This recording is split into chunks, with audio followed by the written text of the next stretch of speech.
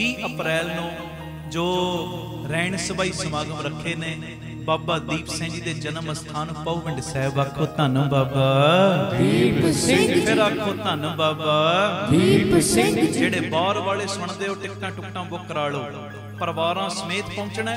ਤੇ ਇੱਥੇ ਜਿਹੜੀਆਂ ਸੰਗਤਾਂ ਸੁਣਦੀਆਂ ਨੇ, ਜੇ ਅੱਗੇ ਤੁਸੀਂ 10-10 ਪ੍ਰੇਮੀਆਂ ਨੂੰ ਲੈ ਕੇ ਆਉਂਦੇ, ਉੱਥੇ 100-100 ਪ੍ਰੇਮੀਆਂ ਨੂੰ ਲੈ ਕੇ ਆਉਣਾ, 200-200 ਪ੍ਰੇਮੀਆਂ ਨੂੰ। ਆਪਣੇ ਦਸਵੰਧ ਵਿੱਚੋਂ ਬੱਸਾਂ ਬੁੱਕ ਕਰ ਲਓ, ਗੱਡੀਆਂ ਬੁੱਕ ਕਰ ਲਓ, ਜਿਵੇਂ ਵੀ ਤੁਸੀਂ ਆ ਸਕਦੇ ਹੋ ਨਾ। 20 ਅਪ੍ਰੈਲ ਨੂੰ ਤਕਰੀਬਨ ਸ਼ਾਮੀ 4 ਵਜੇ ਤੱਕ ਪਹੁੰਚ ਜਾਣਾ ਤੇ ਲੰਗਰ ਪ੍ਰਸ਼ਾਦ ਛਕ ਕੇ ਸਾਰੀਆਂ ਸੰਗਤਾਂ ਨੇ ਫਿਰ ਚੌਂਕੜੇ ਮਾਰ ਕੇ ਬਹਿ ਜਾਣਾ, ਕਿਉਂਕਿ ਕਾਫੀ ਵੱਡਾ ਉੱਥੇ ਹਾਲ ਹੈ, 20-25 ਹਜ਼ਾਰ ਸਰੀਰ ਬਹਿ ਜਾਂਦਾ।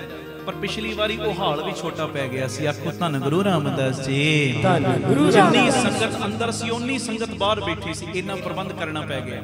ਇਸ ਕਰਕੇ 4 ਵਜੇ ਦੇ ਕਰੀਬ ਸਾਰੀ ਸੰਗਤ ਪਹੁੰਚਿਓ, ਲੰਗਰ ਪ੍ਰਸ਼ਾਦ ਛਕ ਕੇ ਸਭ ਨੇ ਫਿਰ ਚੌਂਕੜੇ ਮਾਰ ਕੇ ਮਹਾਰਾਜ ਜੀ ਦੀ ਕਿਰਪਾ ਨਾਲ ਬਹਿ ਜਾਣਾ। 9 ਤੋਂ 3 ਵਜੇ ਤੱਕ ਰੈਣ ਸਬਾਈ ਦਾ ਸਮਾਂ ਹੋਏਗਾ 20 ਅਪ੍ਰੈਲ ਨੂੰ। ਔਰ ਮੈਂ ਬਾਪੂ ਖੰਡੇ ਵਾਲੇ ਦੀ ਗੋਦੀ 'ਚ ਕਹਿ ਰਿਹਾ, ਰੈਣ ਸਬਾਈ ਬਾਬਾ ਦੀਪ ਸਿੰਘ ਜੀ ਦੇ ਜਨਮ ਸਥਾਨ ਦੀ ਇੰਨੀ ਤਾਕਤ ਹੈ, ਇੰਨੀ ਤਾਕਤ ਹੈ।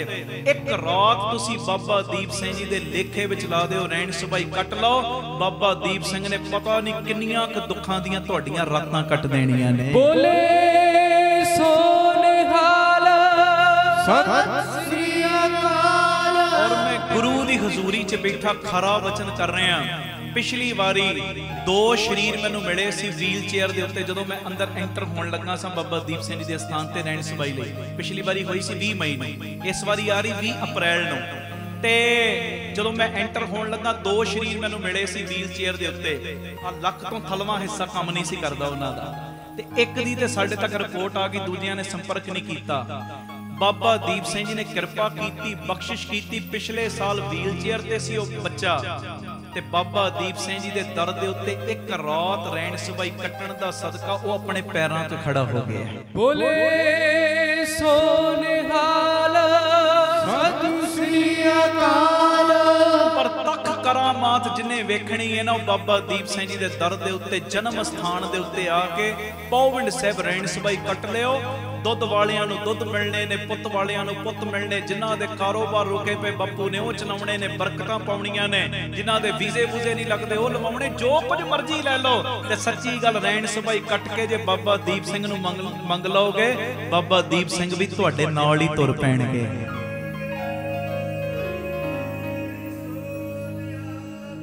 ਸਤਿ ਸ੍ਰੀ ਅਕਾਲ। 100-100 ਪ੍ਰੇਮੀਆਂ ਨੂੰ, 200-200 ਪ੍ਰੇਮੀਆਂ ਨੂੰ ਪ੍ਰੇਰਨਾ, 500-500 ਪ੍ਰੇਮੀਆਂ ਨੂੰ ਪ੍ਰੇਰਨਾ ਕਰਕੇ ਲਿਆਉਣਾ ਸਭ ਨੇ। ਪੌਵਿੰਡ ਸਾਹਿਬ ਭਿੱਖੀਵਿੰਡ ਦੇ ਕੋਲ ਇਹ ਅਸਥਾਨ ਹੈ। ਭਿੱਖੀਵਿੰਡ ਭਰ ਲੈਣਾ ਗੂਗਲ ਦੇ ਉੱਤੇ, ਪੌਵਿੰਡ ਸਾਹਿਬ ਭਰ ਲੋਗੇ ਉਹ ਵੀ ਆ ਜਾਏਗਾ। ਜਿਹਨੂੰ ਕੁਝ ਨਾ ਸਮਝ ਆਵੇ ਕਿ ਕਿੱਥੇ ਪਹੁੰਚਣਾ ਕਿੱਥੇ ਜਾਣਾ, ਉਹ ਦੁਪਹਿਰੀ 3 ਵਜੇ ਦੇ ਕਰੀਬ ਸਾਰੇ ਪ੍ਰੇਮੀ ਬੀਬੀ ਕੌਲਾਂ ਜੀ ਭਲਾਈ ਕੇਂਦਰ ਤਰਨਤਾਰਨ ਰੋਡ ਵਿਖੇ ਪਹੁੰਚ ਜਾਣ।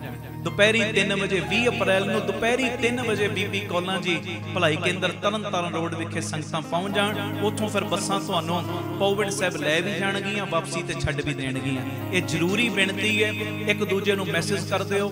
20 ਅਪ੍ਰੈਲ ਦੀਆਂ ਤਿਆਰੀਆਂ ਕਰ ਲਓ ਹੁਣ ਤੋਂ ਹੀ, ਟਿਕਟਾਂ ਟੁਕਟਾਂ ਬੁੱਕ ਕਰਾ ਲਓ। ਆਪਣੇ ਆਪਣੇ ਦੁੱਖਾਂ ਨੂੰ ਕਟਵਾਉਣ ਦਾ ਸਮਾਂ ਇਹ ਹੁਣ ਰੈਣ ਸਬਾਈ ਆ ਵੀ ਬੜੇ ਮਹੀਨਿਆਂ ਬਾਅਦ ਰਹੀ ਹੈ, ਬਹੁਤ ਮਹੀਨਿਆਂ ਬਾਅਦ ਆਪਾਂ ਕਰ ਰਹੇ ਰੈਣ ਸਬਾਈ। ਸਭ ਨੂੰ ਬੇਨਤੀ, ਸਭ ਨੇ ਹਾਜ਼ਰੀਆਂ ਵੱਧ ਚੜ ਕੇ ਭਰਨੀਆਂ। ਧੰਨ ਗੁਰੂ ਰਾਮਦਾਸ ਜੀ, ਧੰਨ ਗੁਰੂ ਰਾਮਦਾਸ ਜੀ। ਪਿਆਰ ਨਾਲ ਸਾਰੇ ਆਖੋ ਨੇ ਜੀ, ਧੰਨ ਬਾਬਾ ਦੀਪ ਸਿੰਘ ਜੀ। ਗੁਰੂ ਰਾਮਦਾਸ ਸਾਹਿਬ ਸੱਚੇ ਪਾਤਸ਼ਾਹ ਜੀ ਨੇ ਤਰਸ ਕੀਤਾ। ਗੁਰੂ ਰਾਮਦਾਸ ਜੀ ਦਾ, ਬਾਬਾ ਦੀਪ ਸਿੰਘ ਸਾਹਿਬ ਜੀ ਦਾ ਸੰਗਤ ਰੂਪੀ ਪਰਿਵਾਰ ਗੁਰਦੁਆਰਾ ਧੰਨ ਬਾਬਾ ਦੀਪ ਸਿੰਘ ਜੀ ਸ਼ਹੀਦਾਂ ਸਾਹਿਬ ਇਸ ਪਾਵਨ ਪਵਿੱਤਰ ਸਥਾਨ ਤੇ ਇਕੱਤਰਿਤ ਹੋਇਆ ਔਰ ਹੋ ਰਿਹਾ। ਸਾਰੇ ਪਰਿਵਾਰਕ ਮੈਂਬਰਾਂ ਦੇ ਚਰਨਾਂ ਦੇ ਉੱਤੇ ਸਭ ਤੋਂ ਪਹਿਲਾਂ ਸਿਰ ਝੁਕਾ ਕੇ ਮੈਂ ਮੱਥਾ ਟੇਕ ਰਿਹਾ। ਮੇਰਾ ਟੇਕਿਆ ਹੋਇਆ ਮੱਥਾ ਕਰੋ ਪ੍ਰਵਾਨ। ਆਖੋ ਧੰਨ ਗੁਰੂ ਰਾਮਦਾਸ ਜੀ, ਧੰਨ ਗੁਰੂ ਰਾਮਦਾਸ ਜੀ।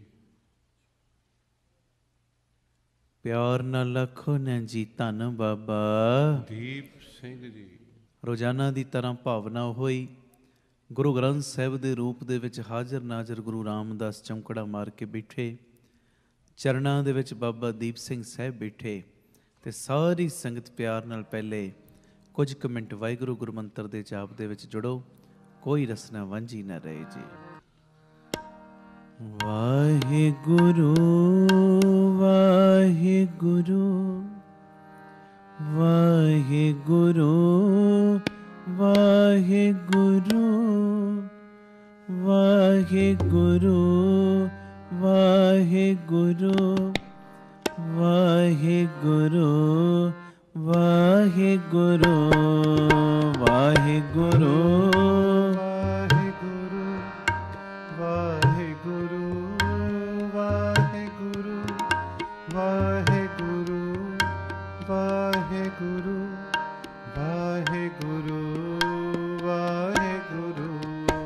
ਵਾਹਿਗੁਰੂ ਵਾਹਿਗੁਰੂ ਵਾਹਿਗੁਰੂ ਵਾਹਿਗੁਰੂ ਵਾਹਿਗੁਰੂ ਵਾਹਿਗੁਰੂ ਵਾਹਿਗੁਰੂ ਵਾਹਿਗੁਰੂ ਵਾਹਿਗੁਰੂ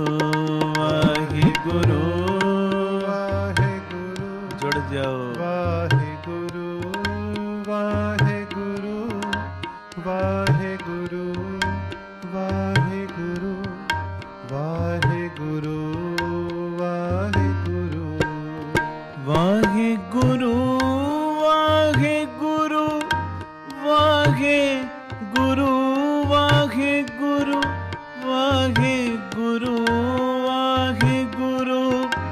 ਵਾਹਿਗੁਰੂ ਵਾਹਿਗੁਰੂ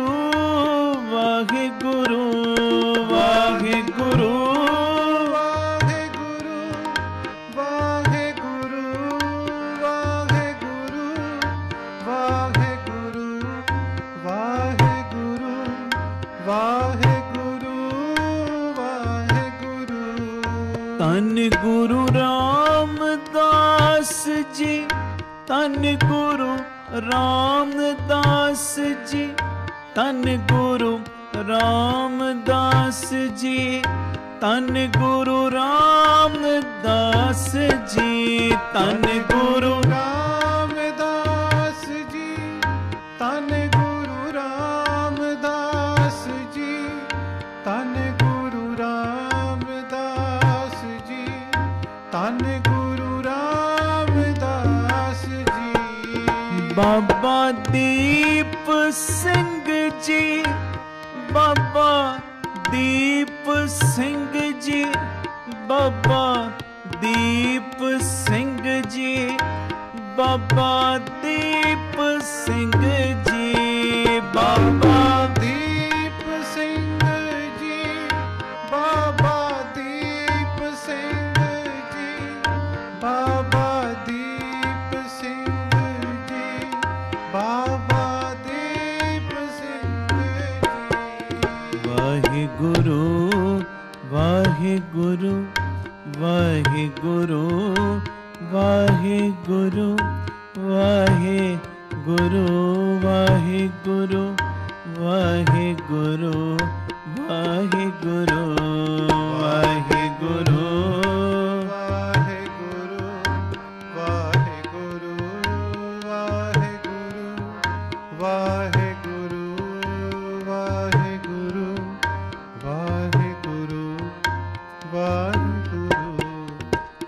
ਇੱਕ ਓੰਕਾਰ ਸਤਿਨਾਮ ਕਰਤਾ ਪੁਰਖ ਨਿਰਭਉ ਨਿਰਵੈਰ ਅਕਾਲ ਮੂਰਤ ਅਜੂਨੀ ਸੈਭੰ ਗੁਰ ਪ੍ਰਸਾਦ ਜਪ ਆਦ ਸਚ ਜੁਗਾਦ ਸਚ ਹੈ ਪੀ ਸਚ ਨਾਨਕ ਹੋਸੀ ਪੀ ਇੱਕ ਓੰਕਾਰ ਸਤਿਨਾਮ ਕਰਤਾ ਪੁਰਖ ਨਿਰਭਉ ਨਿਰਵੈਰ ਅਕਾਲ ਮੂਰਤ ਅਜੂਨੀ ਸੈਭੰ ਗੁਰ ਪ੍ਰਸਾਦ ਜਪ ਆਦ ਸਚ ਜੁਗਾਦ ਸਚ ਹੈ ਪੀ ਸਚ ਨਾਨਕ ਹੋਸੀ ਪੀ ਸਚ ਇੱਕ ਓੰਕਾਰ ਸਤਿਨਾਮ ਕਰਤਾ ਪੁਰਖ ਨਿਰਭਉ ਨਿਰਵੈਰ